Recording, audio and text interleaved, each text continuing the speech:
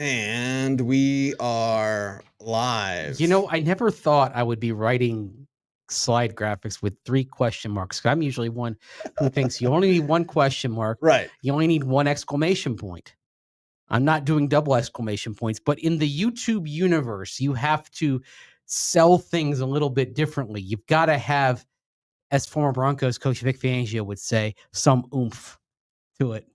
They got some oomph out there. I think you have the 3 question marks because we saw 3 days of practice in Mesa. I put this out on Twitter. I see what you did there. And I said, in the last 3 days, I've learned more about the Broncos offense than I did in 3 weeks of training camp. And I was there every day taking copious notes every day. But you can't say everything you learned. We can't say anything we've learned. Yeah, because we can give some. The doors have been closed on that. Yes. It's lockdown time to get ready for week 1 of the regular season. But it doesn't mean that you can't get little breadcrumbs here and there. Right. Sometimes those breadcrumbs are spoken by players when they're interviewed. Sometimes those breadcrumbs come in the form of a thumbnail on our show. Either way, we're talking about Russell Wilson and this offense and showing different things we can't tell you about. But again, the excitement level is here, and we're kind of determining, okay, who could be Russell Wilson's favorite? No Jerry Jeudy. Mm-hmm. Hopefully back in week 3 against Miami. We'll talk about that on tomorrow's show as we preview the first 4 games of the season. But we're kind of every day seeing Russ develop better chemistry with his guys. Yes. And what's happening now that you've consolidated things down to the players who are going to be on the roster? Because if you went out to training camp, you saw a pretty liberal rotation of players at the receiver and tight end positions. Shoot, you can argue that the best pass play that Russell Wilson had during the joint practices against the Los Angeles Rams last week came to a player who didn't even make the Broncos practice squad. Right. That was to Kendall Hinton. Right. And he was one of the first players cut on Sunday. So, much to my chagrin, I like Kendall Hinton. Yeah, we like Kendall. We wish him well. Yes, but we like Russell Wilson building chemistry, and I'll say what I can. May scold me if I get it wrong. I'm very good at scolding when I have to. You're very good at that. You're a professor, right? Scolding gently. What? Because I'm dressed like this? We're back to that comment yesterday. Professor again? Mace is in the house. Oh, yeah. I believe Greg Dulcich. I believe it's a tight end by committee. I believe that you'll see Troutman between the 20s. I think you'll see a lot of Dulcich in the red zone. I'm not giving anything away, but I've been impressed with Greg Dulcich's chemistry with Russell Wilson over the last 3 days. Mace, how about you? Well, it was growing during training camp as well, but certainly Adam Troutman was the one who was most active over the course of camp. But, some things end up opening up. And, for example, we were talking a little bit about how you were dispersing the reps. We saw Alberto Guebanam getting a fair amount of first-team snaps rotating in over the course of camp. And now Alberto is a Philadelphia Eagle. So there's more for other players. And the other thing, like with Greg Dulcich specifically, even though it's a different offense, they did have last year to work together. And those games that they played together, Dulcich played 10, I believe 8 of those involved Russell Wilson at quarterback. Okay. There was a lot to like from that combination. They appeared to be on the same page. It had a good start there immediately against the Chargers in that Monday night game last October, and they kept it going. So they're not starting from zero, even though this is a new offense. Yeah, and Russell Wilson's favorite target. Do you want me to take the cop out, Mace? Would you like me to do that? Sure, it's the open guy. His favorite target is the open guy. And one of my favorite things I've seen over the last 3 days that we can talk about is when somebody is meant to be open early, Russell is hitting them early. I admire the timing. Mm-hmm. We're seeing better timing. First week of training camp, bad timing. Now we're past training camp. I think Russ is getting that timing. Well, you're just seeing him get more comfortable in this offense and more comfortable with the quick reads. In this offense, it is as a longtime NFL offensive guru Tom Moore would tell his quarterbacks, 1, 2, 3, get rid of it. He'd usually say it with a colorful metaphor expletive in there. Right. But you get the idea. 1, 2, 3, and out. And that's what it ideally is in this offense. Now, what Russell Wilson does have is the ability to take off and get some yardage with his feet. So I think it's 1, 2, 3 and out or off, as in take off. 1, 2, 3 out or off. And having the kind of green light to do that has made Russell Wilson more comfortable because Sean Payton's going to develop guys to get open. Yes. If Russ doesn't see him or if they're not open for whatever reason, they're usually open. He can run. He's got the green light to run. Run less, pass more. But I think Peyton kind of showing that confidence in his rushing ability has settled down Russ. Run just to keep things alive and keep things on schedule. It's the type of runs we saw often from Derek Carr with the Raiders. We saw it in the games last year. It's 3rd and 8. Nobody's open, but there's a path. You see him go 8 yards. He runs this, does a beeline for the sidelines, holds the ball out over the line to gain, and gets out of bounds. Boom. Keeps the drive alive. Keeps you on schedule, right? As they would say in baseball, you get on base. Keep the line moving. That's what you're doing. And that's the type of running that you want to see. Being sensible and smart about it and not accumulating extra wear and tear, because that's a concern as well. And another reason why you want to see Russell Wilson get the ball out quickly is you don't want him to get that wear and tear standing there in the pocket under a heavy pass rush. And he gets the ball out fast. All of a sudden, you're not as worried about the tackles getting beaten on the outside shoulders because the ball's out. 1, 2, 3, throw, and you move on. He's not Peyton Manning, but Peyton did a really good job, and God bless all the tackles that ever blocked for him. Some of them are dear friends. Most of them are dear friends. But Peyton covered up blemishes up front because he just get rid of the ball. You're seeing a little bit of that with Russ, and I appreciate that. Now, well, funny thing you should mention about Peyton Manning. And what he covered up on the offensive line, and then how a quarterback like a Tim Tebow can do the opposite.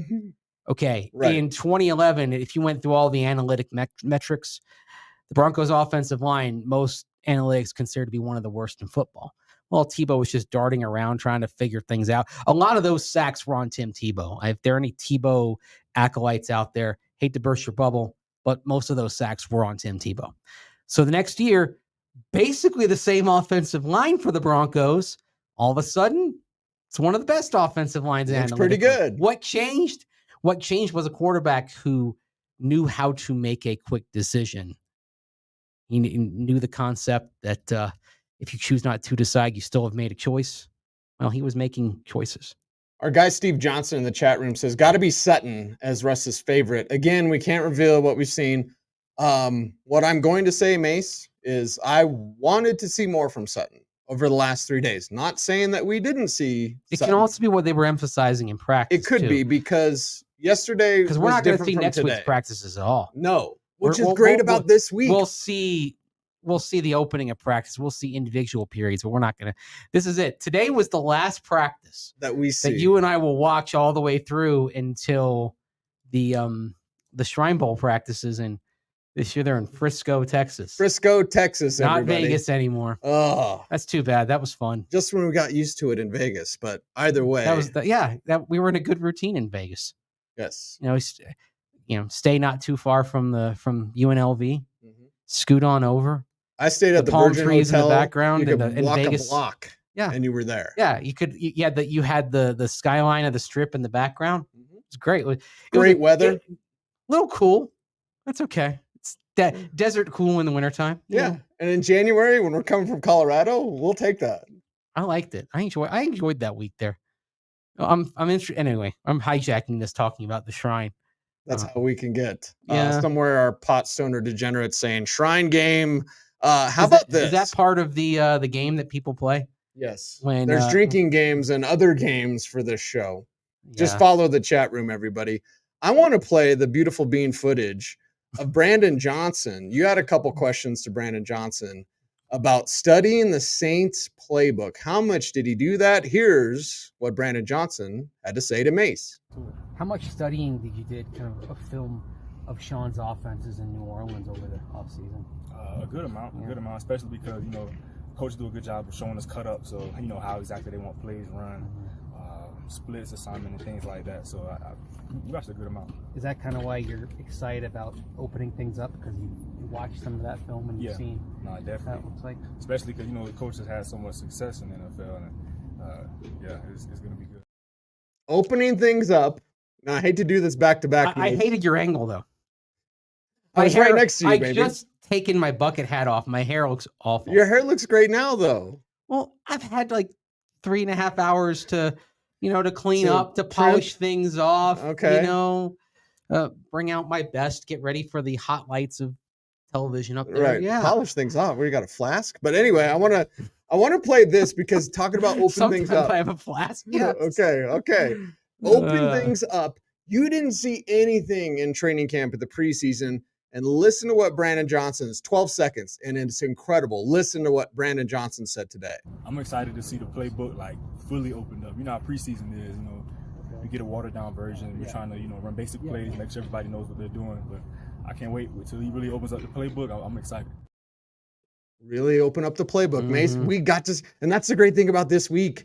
We got to see the Broncos, the real Broncos, not the training camp, watered down, vanilla Broncos. We got to see glimpses of the real Broncos. It was the evaluation Broncos, though, because, to just what you need to do to make another Shrine Bowl, Senior Bowl reference, everything they do is vanilla because you're trying to get a grasp on what the talent level is. So you're not going to have blitzes, for example. You're not going to have safety blitzes. You're not going to do anything creative because you're trying to evaluate the quality of the players that you have. Now that you've done that with base concepts, this is where you start to implement some ideas. And that's why that first question you asked, that's why I asked Brandon Johnson about watching the Saints, because all these guys have seen those Saints clips over the last few months that accumulated from 06 to 21. So they know what concepts are coming, and now you get to start seeing them implemented. And I'm sure there are some players that are like, okay, when are we going to get to this? As on The Simpsons, as Milhouse once said, when are we going to get to the fireworks factory? You're getting to the fireworks factory now. It's coming. Yeah. It's coming. With no Poochie. Explosivo. You don't get the reference, do you? No. Because you're not a Simpsons guy. Well, it depends. This is classic Simpsons. Simpsons. This is right there in that season 3 to 8 wheelhouse that we talk about. That is the perfect part of The Simpsons. Although my daughter likes the recent seasons, though, but that's again, it's a different. It's a generational thing, though. Yeah, it's a different animal now. Yeah. So I'm a Simpsons fan, but you're like a super fan, baby. Of the classic ones, yes. Yes. Yeah. Yes. I'm more like comic book guy, where I'm like, the Green Lantern was tossed into a vat of acid. Worst episode ever. Edward has a question from Professor Mace. David Sills. Do you remember when David Sills was 13 and got a scholarship offer from USC? I did not. As a quarterback. I remember. Remember that was like a controversy because he was like a junior high player. He's a quarterback. And USC, was it Kiffin back then? If I'm remembering right, was it Lane Kiffin? David Sills was that guy. So if you're old enough, like me, to remember when David Sills was 13 and it was on SportsCenter of like, hey, this 13-year-old got a scholarship offer from USC. I'm not saying he was the first one, Mace, but he had to be among the first like junior high kids to get a college offer. And it was from USC. I believe it was from Lane Kiffin. You could correct me if I'm wrong, but David Sills, it was. I went and looked that up. It was Lane Kiffin. The interesting thing is that by the time he became a senior in high school, Steve Sarkisian was the SC head coach. And SC intended to honor the scholarship, but they recruited a couple of other quarterbacks. So the result was Sills declined. And then, of course, he ended up going to West Virginia, where he eventually going to West Virginia, although he did have he did transfer to El Camino College and then went back to W. And it really, it's interesting to see him evolve because I thought he was a nice sleeper prospect back in 2019. Actually, we probably talked to him at the combine. I remember that. Actually, where I talked to him was Super Bowl week because I believe his agent was Lee Steinberg. Yes, Lee had him around. And when Lee's got his guys, he's taking them from place to place. And I think, if I'm not mistaken, that year. Was that Atlanta? That was Atlanta. Yes, David Sills. David Sills was one of the guys that we talked with. Another was the late Dwayne Haskins. Yes. Yeah. Anyway, that's I don't. That's a kinda different subject. Sad to think about that. Very sad to think I'll about. start that getting story. mad at Colin Coward. But either Anyway, way, well, I David mean, Sills. Yeah, David Sills has become a good special teamer. And here's the thing, and we'll bring this up with guys who are converted quarterbacks. You know where to go. You know how to square your body to the line of scrimmage because you present a larger target.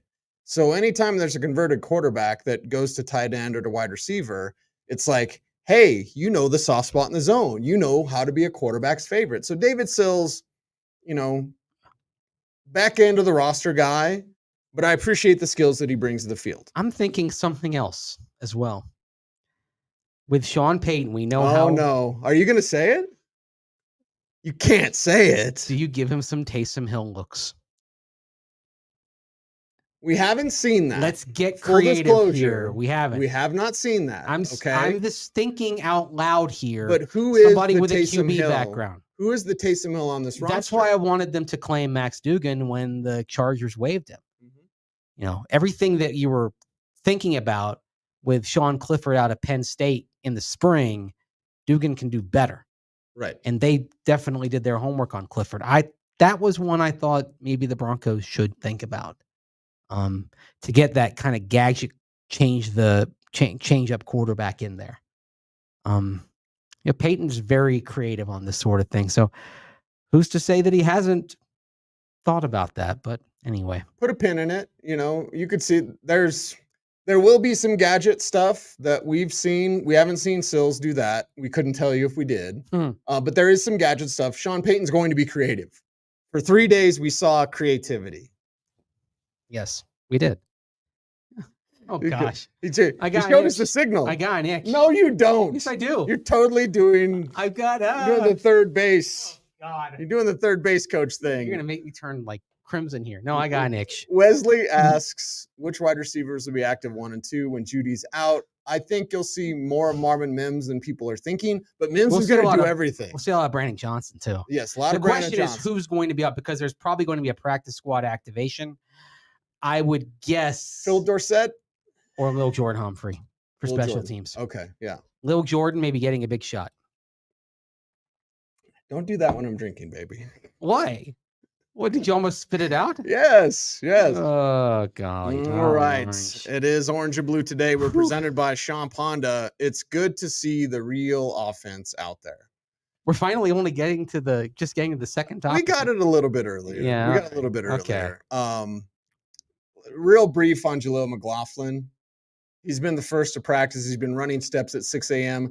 That's not going to stop. Here's the beautiful bean footage of Jaleel. Oh, no, I'm an early bird. So I like to get in, get moving around, and, so I'll definitely be here every day in the morning time doing the same thing. Routine won't change. I said this on Twitter, Mace. There's a 50-50 split between Javonte and Samaje. We're assuming that, but that might only be 80% of the snaps. The other 20% will be Jaleel McLaughlin. We talked about it last week on the show. I hope there's a Jaleel McLaughlin package. I hope I can learn how to speak English. Wait, you're doing all right. Jaleel McLaughlin. Jaleel McLaughlin. No G. It rolls off the tongue. Soft G. No G. Anyway, he's an OG.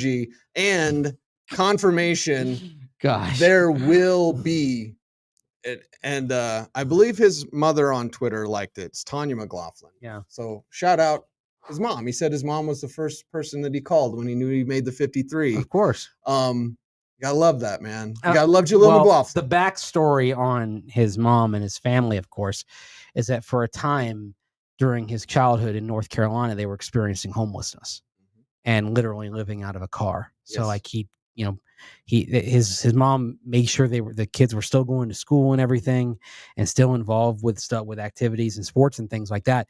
But I mean, he'd finish football practice and he'd sleep in the back of a Ford, and to see kind of where he's come now, it's pretty awesome. And the path he took, I mean, this guy went from, he played at not the University of Notre Dame, the College of Notre Dame in Division II. Right. And then he transferred to Youngstown State. And now he's got his shot here. It's pretty awesome. It is awesome. It's a, who doesn't like a good, heartwarming story? Well, and the thing about Sean Payton, inspirational story. And now that they're here, I don't know about your rules, Mace. There are rules for policemen, but for me, when you make the 53, I'm no longer going to refer to Jaleel McLaughlin as the undrafted running. He's the Broncos running back, and he can make plays. And under Sean Payton's guidance, where you were drafted, that doesn't matter, baby. Can you play? Jaleel McLaughlin, the answer is hell yes. I mean, you had 4 players that stuck on. There were undrafted rookies that stuck on the initial 53. Now, one of them, Alex Palczewski, he is on injured reserve. Right. But Nate Adkins stuck. Thomas Incoom stuck. Jaleel McLaughlin stuck. I mean, I don't know if that would happen in a year where the Broncos had their full complement of draft picks, but oh, by the way, I mean, all the draft picks stuck too. Right down to J.L. Skinner there at the end. I was a little bit surprised on Skinner, but I think that was probably a move where they said, if we put him on waivers, somebody else is going to claim him. I don't know that J.L. Skinner is getting a jersey to play on Sundays right away. I think he's going to be a healthy scratch. That's okay. Let him marinate. Let him develop. See where he goes. Yeah, let him develop, see where he goes, and see where those young pass rushers come from. Now, earlier today, Mace had a chance to catch up with Thomas Incoom, who you and I liked as a UDFA, but I don't think until that last week or so he did what he was supposed to. I was thinking practice squad. I was thinking Marcus Haynes was the guy. I thought Marcus Haynes from Old Dominion had moved ahead of him. Yes. Mm-hmm. And then Marcus Haynes gets body slammed by Alberto twice. And then it was like, now Incoom made plays. Incoom made plays in the games. Yeah. Plural. So that was important. And Thomas Incoom chose I choose you. See, you can make a Simpsons reference. I can make a lot of Simpsons reference. I just can't remember everything like you can. Well, I can't either. I mean, my wheelhouse is right there in the 1990s. So, I mean, you're not going to see many references from like the 2007 to 2012 episodes. When I was in high school, I used to make fun of the guys that were stuck in the 80s, like driving the Camaro and stuff. And now, as someone who's stuck in the 90s, I'm like, there's nothing better than the 90s. You can just talk 90s with me all day, but we got to contemporize a little bit. I mean, we are on YouTube. That's true. That's right. But isn't everybody on YouTube at this point? Pretty much. Like my daughter's like, oh, my dad's on YouTube like every day. And I'm like, there's a ton of people on YouTube. Why is that a big deal anyway? Yeah. But no, like to her, that's bigger than being on TV. Like if I do something on television, like she's like, oh, whatever. YouTube. Oh my gosh, Dad's on YouTube. Hey, Charlotte, click like, comment, share, subscribe. I'll tell her. I'll tell her that Make sure tomorrow. She's liking those videos. Well, she'll probably be watching one of the videos, watching the Friday show with me. Okay. Or maybe watch, well, okay. We'll take you behind the curtain. The Friday show we're recording today. So previewing the first 4 games. Yeah. Thomas Incoom chose the Broncos for a very specific reason. Here is why. A lot of bumps in the road. I started off playing in D2, Valdosta. Went to Central Michigan. Went to the combine, was not drafted. Came in, just head down, just hungry. Man, I had to do whatever it took to make this team. I was just very humble. Did you know this team's history of undrafted rookies? Yeah, that's what led me to choose this team. I just, going through the draft process, I'm like, okay, I'm gonna come to Denver. They have a history about undrafted guys. Just come in and just work hard, and you should have a shot. That history. Mm-hmm. Got to know your history. Study up. But it's not just the Broncos history, it's the Sean Payton history too. Yes. It's both coming together. Shared moment. Yes. It's actually more like the Venn diagram. The Broncos have a good history with undrafted players. Sean Payton has a good history of keeping undrafted players, and then you get that crossover, right? It's great. It is. It's synergy, symbiosis, whatever. The other thing is, as you go forward into future years, after a year like this where 4 guys stuck, when they go into that pool and they start making calls, they can say, look, you've got a better chance here than other places because of Peyton's history and the team's history. And then on top of that, Sean Payton likes to trade draft picks. Yes. He does. The Saints had fewer draft picks during the 16 years he was their head coach than anybody else in the NFL by far. I believe he gave up the second half, 4 through 7, to get Adam Troutman when he was with the Saints. He gave up 4 picks for Adam Troutman. So his way, and that's the exact opposite of general manager George Payton, who prefers the more darts philosophy. Mm-hmm. Sean Payton's like, I'm going to take 3 darts and I'm just going to convert it into 1 that I can throw right now when the board is a little more open. There's only one bad thing with so many UDFAs. Do you know what it is? That their contracts expire after 3 years and they become restricted free agents then. So if these guys hit, Yeah. and there can be some hits here, you're going to have to pay them faster. Yeah, they'd be RFAs, but it's a good problem to have. You remember it came up with CJ Anderson back in 2016. Oh, of course, yeah. The Broncos I thought he was held going to on to him. Miami. He did have an offer sheet An offer from Miami. Broncos had 7 matched. days to match, and they matched it. But yeah, that's way down the line. That's one of those things that we put under the category of good problem to have, right? So it's okay. It's all good. Super quick. As you'd say, light and sweet, baby. Light and sweet, baby. To wrap up the show, I do want to play my question. I played the wrong question. But the great mentals, listen to what Thomas and Coombe told me when talking about learning from Jared Allen, from Randy Gregory, and from Frank Clark. Here's that beautiful bean footage. Yeah, learning from Jerry was very big. You know, speaking of a guy like him, you know, potentially Hall of Famer coming up.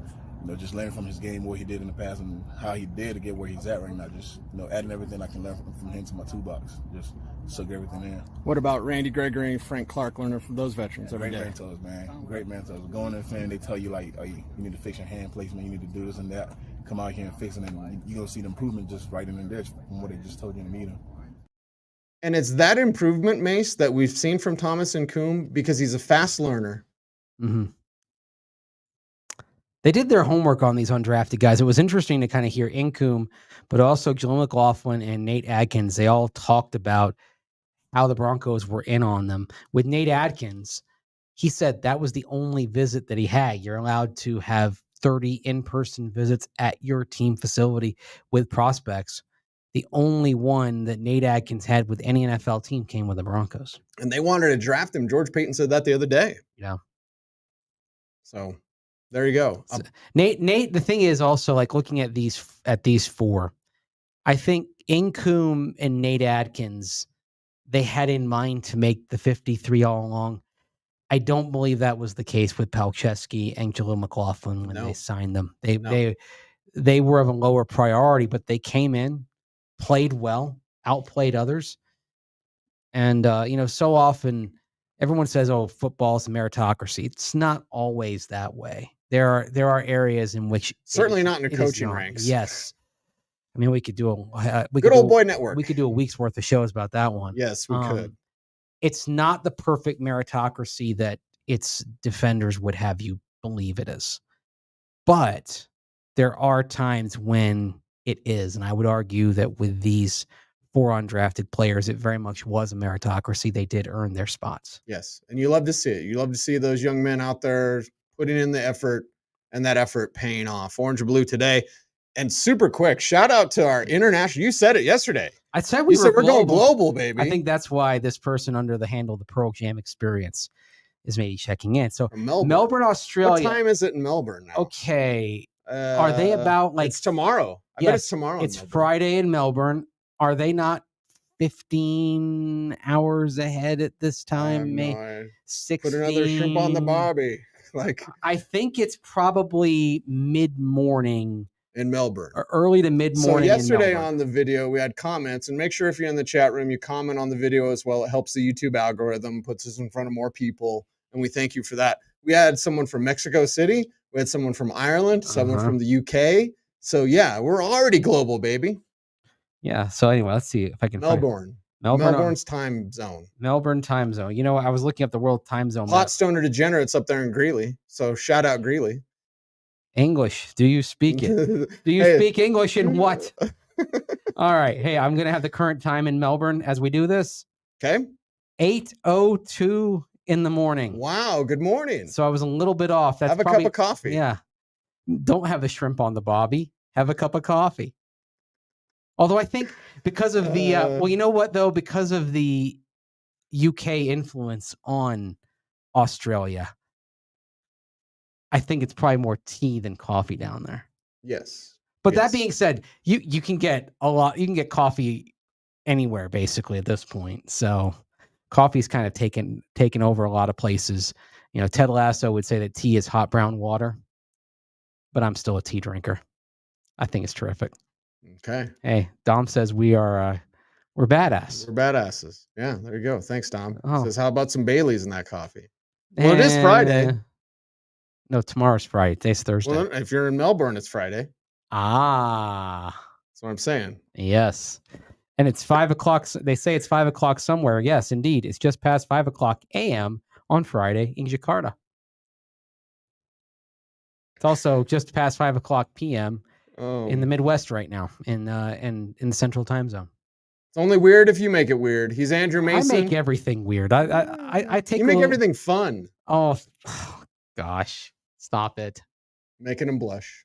That's what we do. Orange and Blue today, presented by Champ. I like making people laugh. It's good energy. Even if it's a little at my expense sometimes. I wanted to tell you this off air. I might as well tell you this on air. Oh, I here we want go. this show to be the best part of your day. And I feel the same way about you. That's for the viewers as well, because you and I are hustling behind the scenes. We're at practice, we're sweating our ass off, we're like watching and whatever. We're watching football, baby. Hair's a mess because I'm wearing a bucket hat. Yeah. Right. And you all are working. Like, I work construction. I was a farmer. I was a landscaper. Like, you guys are out there working. You're grinding. I want envelopes. This 30 minutes. What did you stuff envelopes with? Just like putting junk mail stuff. Yeah, basically mailers and envelopes. I was a telemarketer for like 3 months. I wasn't very good. I didn't sell any magazines. It was one of those things. You do that for a few days, and you're just like, no. Yeah. Well, people would tell me no as a telemarketer. I'd be like, okay, okie dokie. It was like Tommy Boy when he's selling the brake pads, right? Well, yeah. How about a no? Okay, fine then. You know, I'll tell you a story about telemarketing before we go here. I'll never forget. And you guys, let me guess. They say in telemarketing, the worst thing you could do is keep them on the line, because that if you say no, you move on to another caller, right? Well, my dad, the person asked if they wanted to spew their spiel, and my dad says yes, and he puts the phone down and he goes in the kitchen. He starts making himself a peanut butter and jelly sandwich. And the person, you can still hear through the speaker, still talking, you know, blah, you know, right, so right. great, blah, blah, blah. You got to read your liners. Yeah, I got to read the whole thing. It's about 2 or 3 minutes. And then after all that, the telemarketer says, so, Mr. Mason, what are you thinking about right now? My dad says, right now I'm thinking about lunch. That's why I love my dad. We're thinking about you all out there. Follow us on socials, at Mace Denver, at Cecil Lammey. And thanks again. Do those YouTube things. Charlotte commands you. Like, comment, share, subscribe. Hit the notification bell so that you never miss a vid. Please. Mace. I'm Cease. OBT is a BFD. Until next time, stay tuned. And would you please, as always, stay frosty.